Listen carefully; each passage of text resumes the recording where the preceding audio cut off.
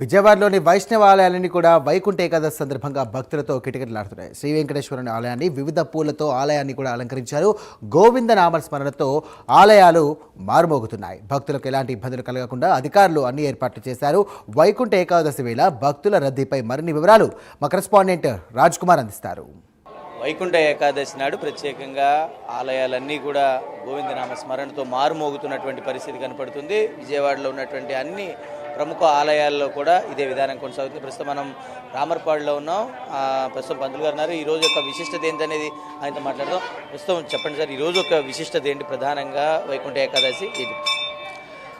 ఓం శుక్లాంబరధరం విష్ణుం శశివర్ణం చతుర్భుజం ప్రసన్నవదనం ధ్యాయేత్ సర్వవిఘ్నోపశాంతయే. అందరికీ శుభోదయం. శ్రీ ముక్కోటి ఏకాదశి శుభాకాంక్షలు. ఈ ముక్కోటి వైకుంఠ ఏకాదశి అని అంటారు. ఈరోజు విష్ణుమూర్తి పవలింపు సేవ నుంచి బయటకు వస్తారు. ఇన్నాళ్ళు చాతుర్మాస్య వ్రతం అంటే 4 నెలలు ఆయన నిద్రలో ఉండి ఈరోజే మేల్కాస్తాడు. ఆ సందర్భంగా భక్తులందరూ కూడా స్వామివారిని ఉత్తర ద్వారం ద్వారా దర్శించుకుంటే అనేక పాపాలు నశించి మోక్షప్రాప్తి కలుగుతుందని మన పురాణాలు శాస్త్రాలు చెప్తున్నాయి.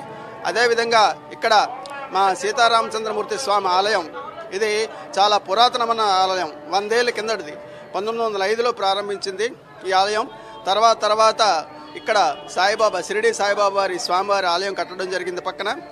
తర్వాత ఎడం పక్క ఇంకొక పక్క శ్రీ వెంకటేశ్వర స్వామి భూ నీలా సహిత శ్రీ కళ్యాణ వెంకటేశ్వర స్వామి వారిని ప్రతిష్ఠించడం జరిగింది. భక్తులకు ఈ 3 ఆలయాల ద్వారా ఎంతోమంది భక్తులకు ఎన్నో కార్యక్రమాల ద్వారా అలాగే ఈ ధనుర్మాసం 16-12 నాడు ప్రారంభమైంది. భోగి వరకు అవుతుంది. ఇందులో ప్రత్యేకత ఏంటంటే వెంకటేశ్వర స్వామి వారికి ప్రతి శనివారం కూడా అన్ని హారతలు, కాకడ హారతి నుంచి నక్షత్ర హారతి నుంచి అన్ని హారతలు ఇచ్చి 1,00,000 తులసితో వెంకటేశ్వర సహస్ర నామాలతో తులసి పూజ చేయడం కూడా ప్రతి శనివారం చేయడం జరుగుతుంది. కాబట్టి 50 మంది భక్తులు ఈ కార్యక్రమంలో పాల్గొంటారు. అలాగే ప్రతి శ్రవణ నక్షత్రం నాడు వెంకటేశ్వర స్వామి కళ్యాణం జరుగుతుంది. అలాగే శుక్రవారం నాడు స్వామివారికి అభిషేకం జరుగుతుంది. గురువారం నాడు సాయిబాబాకి అభిషేకం జరుగుతుంది. ఇలా నిత్యహారతలతో భక్తులకు ఎంతో కన్నుల పండుగగా ఈ క్షేత్రం వర్ధిల్లుతూ ఉంది. అంటే ఉత్తర ద్వార దర్శనం కోసం ఎక్కువగా భక్తులు వేచి చూసే అవకాశం ఉంది. ఏంటి దాని ప్రత్యేకత ఏంటి? అంటే భగవంతుడు ఈరోజు ఆయన మేల్కాస్తాడు కాబట్టి, కళ్ళు తెరుస్తాడు కాబట్టి ఉత్తర ద్వారం గుండా దర్శిస్తే ఆ స్వామివారు అనేక లక్షణాలు ఇస్తాయి. ఎందుకంటే ఉత్తరం అనేది మనకి ఎప్పుడూ కూడా కుబేర స్థానం. తర్వాత ఉత్తర దిక్కులో మనకి ఊరికి కూడా ఉత్తర దిక్కు వైపు ఏమీ ఉండకూడదు అంటారు. కాబట్టి ఉత్తర ద్వారం గుండా దర్శిస్తే అంటే ఇంకో జన్మ అంటూ ఉండదు, పునర్జన్మ రాహిత్యం ఉండి మోక్షప్రాప్తి కలుగుతుందని మన పురాణాలు చెప్తున్నాయి. ఆ ప్రకారంగా అందరూ కూడా ఉత్తర ద్వారం దర్శిస్తారు. ప్రధానంగా ఈరోజు స్వామివారిని ఎలా అలంకరిస్తారు? వీటితో ఆ భక్తులందరూ కూడా తీసుకుని వస్తుంటారు. ఎలాంటి నైవేద్యాలు ఆయన పెడుతుంటారు ప్రత్యేకంగా? ఆయన ఈరోజు దద్దోజనం, పులిహోర, చక్కెర పొంగలి ఇలా అనేక రకాల నైవేద్యాలు పెడతారు. అలాగే శోభాయమానంగా, ఎందుకంటే విష్ణువు అలంకార ప్రియుడు. అతనికి ఎంత అలంకారం చేస్తే అంత పొంగిపోతాడు. కాబట్టి ఈ వెంకటేశ్వర స్వామికి రామచంద్రుడికి అలంకారం చేసి తద్వారా భక్తులకు ఆయన అనుగ్రహాన్ని ఇవ్వడం కోసం ప్రయత్నం చేస్తుంటాం. ఆలయ చైర్మన్ ఉన్నారు, ప్రస్తుతం ఆయనతో మాట్లాడదాం. చెప్పండి సార్, అంటే ఎట్లా జరుగుతున్నాయి పూజా కార్యక్రమం? మీరు కూడా దగ్గరుండి పర్యవేక్షిస్తున్నారు. ఎంతమంది ఈ ఒక్కరోజు ఎంతమంది భక్తులు వస్తుంటారు? ఎలాంటి ఏర్పాట్లు చేశారు? దగ్గర 5,000 మంది భక్తులు వస్తారండి. భక్తులకి అసౌకర్యం కలగకుండా ప్రసాదాలు కానీ అన్నీ కూడా ఏర్పాటు చేయడం జరిగింది. అట్లాగే 3వ తారీఖున కూడా శనివారం ముక్కోటి ఏకాదశి సందర్భంగా అన్నదానం కూడా ప్రతి సంవత్సరం కూడా చేస్తామండి.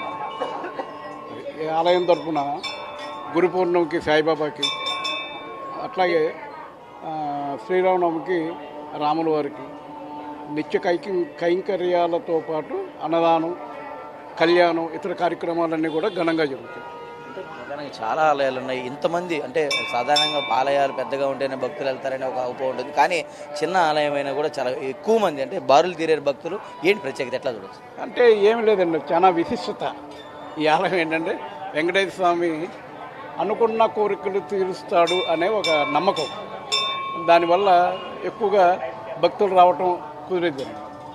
అది ఈరోజు ఉదయం ఏ టైం నుంచి ప్రారంభించారు? ఎలా ఉంది రద్దీ? ఎట్లా ఉంది? 4 నుంచి స్టార్ట్ చేశాము కార్యక్రమం. 4 నుంచి స్టార్ట్ చేశాము.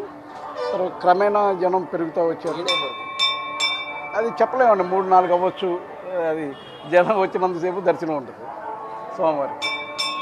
అయితే ఇది మొత్తానికి ఏదైతే ఏకాదశి ముక్కోటి ఏకాదశి కాబట్టి ఖచ్చితంగా దాదాపుగా 5,000 మంది భక్తులు, అంటే ఒక చిన్న పురాతనమైన 1905లో స్థాపించబడింది ఈ ఆలయం అని కూడా పంతులు గారు చెప్తున్న పరిస్థితి కనపడుతుంది. అయితే మాత్రం చాలా విశిష్టత, అంటే మనస్ఫూర్తిగా ఇక్కడికి వచ్చి కోరుకున్న వారికి స్వామివారు ప్రత్యేకమైనటువంటి కోరికలు ఏదైతే కోరుకున్నారో వారికి అది తీరుస్తారని కూడా ఉన్నటువంటి చైర్మన్, ప్రత్యేకంగా ఉన్నటువంటి పంతులు ఇద్దరు కూడా చెప్తున్నటువంటి పరిస్థితి.